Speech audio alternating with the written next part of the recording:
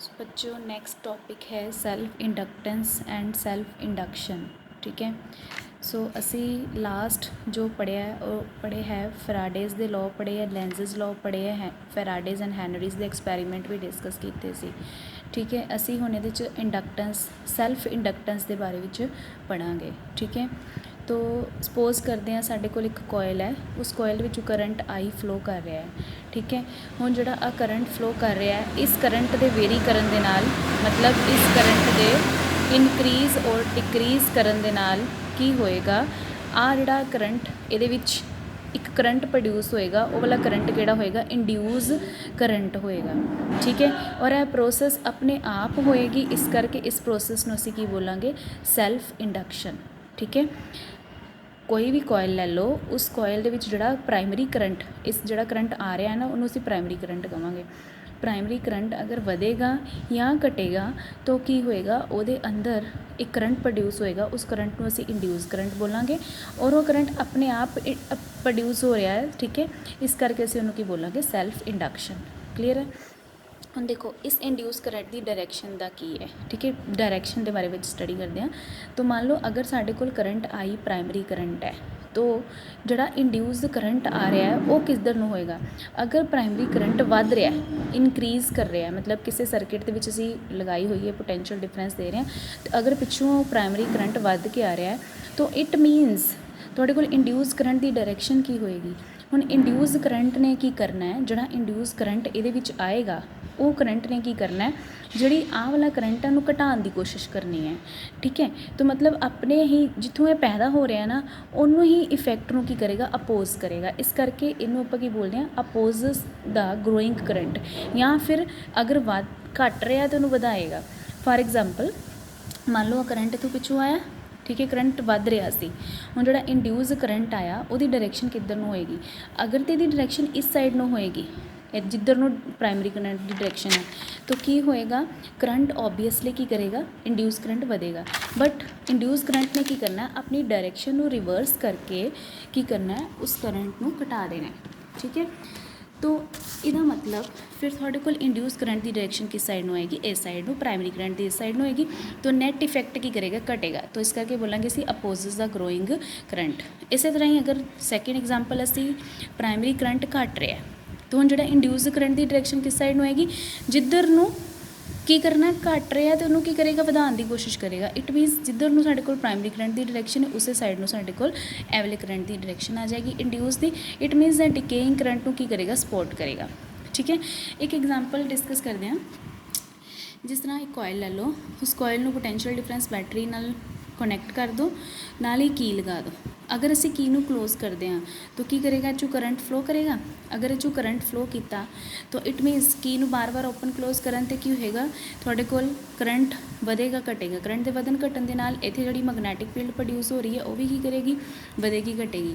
Magnetic field के करके magnetic flux जिहड़ी वो भी की करेगी, वधेगी घटेगी। ये सारा असीं डिस्कस किया फैराडेज दे एक्सपैरीमेंट दे विच। मैगनैटिक फ्लक्स के वधन घटन दे नाल की प्रोड्यूस होएगा, इंड्यूस करंट। ठीक है। हुण जिहड़ा इंड्यूस करंट इहदे च आ गया, सैल्फ इंडक्शन प्रोसैस दे करके इंड्यूस करंट आ गया। हुण इंड्यूस करंट की डायरैक्शन जिहड़ी है वो की करेगा, इंड्यूस करंट इस प्राइमरी करंट नूं वधाएगा कि घटाएगा, इस प्राइमरी करंट नूं डिक्रीज़ करने की कोशिश करेगा। ठीक है। सो यही है प्रोसैस सैल्फ इंडक्शन।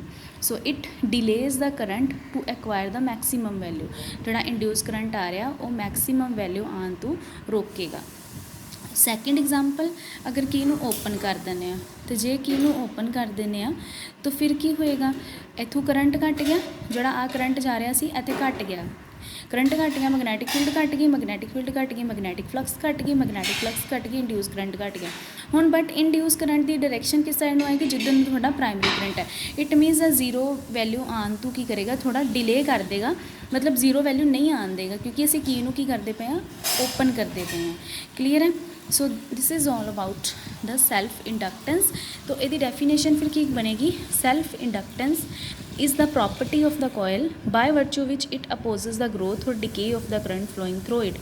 मतलब जिहड़ा इहदे चों करंट फ्लो कर रहा है और मतलब वो जिहड़ा करंट आ रहा है ਪ੍ਰਾਇਮਰੀ ਕਰੰਟ ਅਗਰ ਉਹ ਵੱਧ ਰਿਹਾ ਹੈ ਤਾਂ ਘਟਾਏਗੀ ਸੈਲਫ ਇੰਡਕਸ਼ਨ ਪ੍ਰੋਸੈਸ, ਅਗਰ ਉਹ ਘਟ ਰਿਹਾ ਤਾਂ ਕੀ ਕਰੇਗੀ, ਵਧਾਏਗੀ। तो it is a property of coil by virtue it opposes the growth और decay of the current flowing through it. ठीक है, एक होर दी डेफिनेशन आ जाती है, self induction is also known as inertia of electricity as it opposes the growth और डिके ऑफ करंट। सो एक साढ़े कोल डेफिनेशन एवली जनरेट हो जाती है।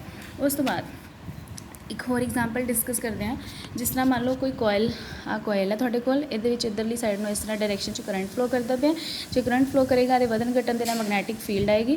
सो देखो फराडेज द लॉ की है, फराडे का तुसीं लॉ पढ़िया ना, करंट आया, करंट दे वेरी करन दे नाल magnetic field I, magnetic field they very करन दे नाल मैगनैटिक फ्लक्स वधी, जे वधिया मतलब मैगनैटिक फील्ड चेंज होएगी तो जिन्ना कंटीन्यूसली वेरी कर रहा है उन्नी ही मैगनैटिक फील्ड इंक्रीज़ करेगी। ठीक है, तो इंड्यूस करंट प्रोड्यूस होएगा, इत्थे तक फैराडे लॉ लग गया, इंड्यूस EMF इंड्यूस कर, इत्थे तक फैराडेज दा लॉ लग गया। फैराडे तो अगे लेंस लॉ लग जाता है। लेंस लॉ मैं तुहानूं दस्सिया सी की हुंदा है कि अपने ही इफेक्ट नूं अपोज करता है। ठीक है, सो इट मीनस ये जिहड़ी इंड्यूस करंट जिहड़ा आया इन्हें की करना है, आ मैगनैटिक फील्ड नूं घटाना है, तो जिहड़ा पिछों करंट वधदा पिया इहनूं की कर देना, घट कर देना। क्लीयर है, so this is the self induction. So थोड़ी डेफिनेशन कर लैने की डेफिनेशनस अराइजेज होंदियां तो सैल्फ इंडक्शन तो। सो कोफिशिएंट ऑफ सैल्फ इंडक्शन की है, करंट फ्लो थ्रू अ कोयल, मान लो कहता कि करंट फ्लो करता पे किसी कोयल के विचों, तो मैगनैटिक फील्ड जी फ्लक्स जी लिंक करती भी कोयल के नाल फाई है। तो इट मीनस ये तो तुहानूं पता ही जिन्ना करंट ज़्यादा होएगा उन्नी फ्लक्स ज़्यादा होएगी।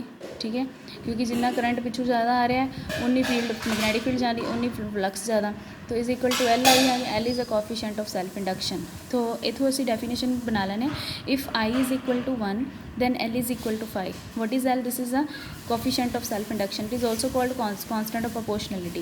Coefficient of self induction का इक्वल आ गया, defined as the magnetic flux linked with the coil when the unit current is passes through it, मतलब 1 हो गया ना। तो यह की है तुहाडे कोल फ्लक्स है, यह कोफिशिएंट ऑफ सैल्फ इंडक्शन है, तो डेफिनेशन बन गई। सैकेंड डेफिनेशन फैराडेज दे लॉ तो बना देने, E is equal to minus d∅/dt। ये तुहानूं पता है फाई की वैल्यू की है LI, वो ये फिल कर दो, इतों बन गया माइनस L जो थोड़े को कॉन्सटेंट प्रोपोर्शनैलिटी इस करके बाहर कट देंगे di/dt। हम इतों फिर डेफिनेशन राइज हो जाएगी, di/dt इज इक्वल टू 1 होएगा, तो L का इक्वल आएगा E दे equal, E is equal to L।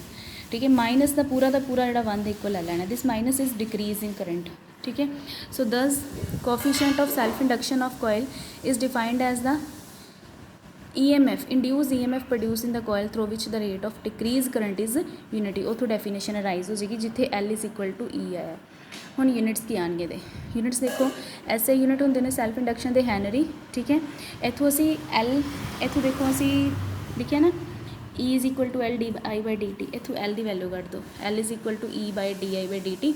हुण ये यूनिट्स बना लो, थोड़े को वैल डिफाइंड यूनिट L के की ने हैनरी ने, इन्हूं H नाल नोट करांगे। ई पोटेंशियल डिफरेंस है, यूनिट आ गए वोल्ट, करंट दे एम्पीयर्स, टाइम नीचे दिता होया सैकेंड, तो ये की बन गए वोल्ट पर एम्पीयर सैकेंड। एक होर यूनिट्स असीं हुणे इत्थों डेफिनेशन जी बनाई है, phi is equal to LI, L का इक्वल आ जाएगा 5/I दे, तो इत्थों आ गया 5/I, 5 दे वेबर होंदे ने, करंट दे एम्पीयर्स, उतों थोड़े को 2 यूनिट्स जोड़े बन जाएंगे। इस तरह ही अगे डायमेंशनल फॉर्मूला तो बनावांगे E is equal to L/di/dt, L का इक्वल आ गया E/di/dt। हुण E जोड़े है EMF वो कदे इक्वल आती है, पढ़िया होएगा तुसीं ते, वर्क पर यूनिट चार्ज। ठीक है, वो ले लो W, चार्ज जोड़ा वेरी करता इनक्रीज डिक्रीज, इस करके D दी यूज़ करांगे, W/dq नाल ही थोड़े को di/dt एज इट इज़ नीचे आ जाना है। हुण इनू dq नूं आपां इत्थे ले आवांगे I की जगह, तो di नूं बाहर कट देंगे, dq/dt I दे इक्वल आ गया। हुण सारियां यूनिट्स फिल कर दो, W दी आ गई mL/t-2 क्योंकि फोर्स इंटू डिसप्लेसमेंट, करंट दे आ गए एम्पीयर, इत्थे भी करंट है एम्पीयर, ये थोड़े को जोड़े यूनिट्स बन जाएंगे। ठीक है, so that is the self induction.